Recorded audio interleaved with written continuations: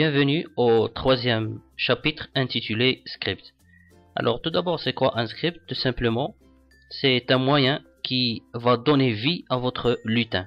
Ça veut dire sans script, le lutin, il va rester fixe et ne bouge pas. Alors, on va commencer dans cette vidéo par les mouvements. Alors comme son nom l'indique, par exemple le mouvement avancé. On va commencer par cliquer sur avancer et glisser sur la zone des scripts. Par exemple, on demande au lutin d'avancer de 10 pas. Alors ici, le pas, c'est un pixel. Mais avant de changer ici les pas, on va essayer de voir la scène. Alors, la scène contient un repère qui est caché. Et pour savoir les limites de ce repère, bien sûr, toujours le lutin au départ, il est à 0x, 0y. Ça veut dire il est au centre du repère. Alors on va essayer de mettre ici le curseur de la souris sur la frontière. Et vous allez constater, regardez, x 240, y moins 180. Et aussi en haut à droite, 240, 180. À gauche en haut, moins 240, 180. Et en bas à gauche, c'est la même chose, moins 240, moins 180. Alors, c'est ça le repère, bien sûr, qui va contrôler les déplacements du lutin. On va voir comment changer 10. On double-clique sur 10 pour faire par exemple 60.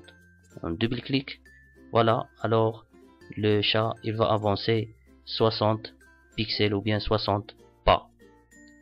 On peut voir par exemple tourner d'un degré, par exemple tourner de 30 degrés.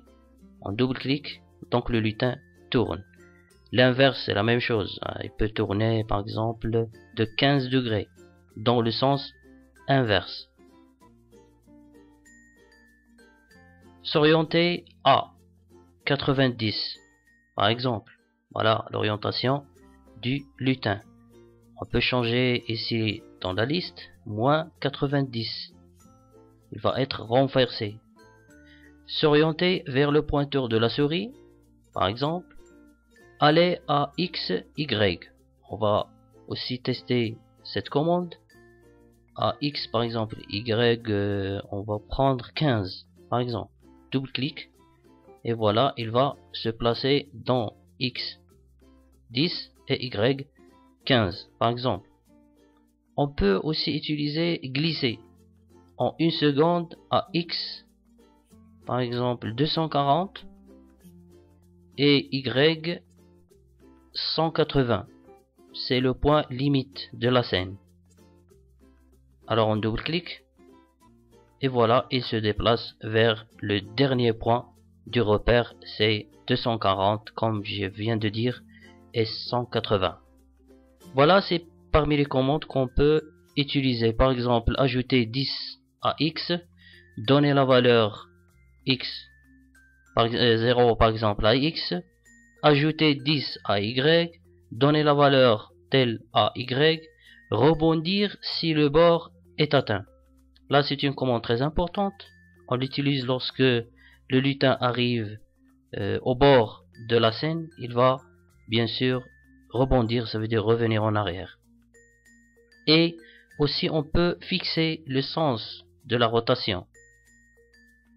D'accord, on peut fixer le sens ici, soit la position gauche à droite, etc. Là, on a trois commandes très importantes. C'est l'abscisse et l'ordonnée. On peut les afficher là et vous allez constater c'est 240, 180.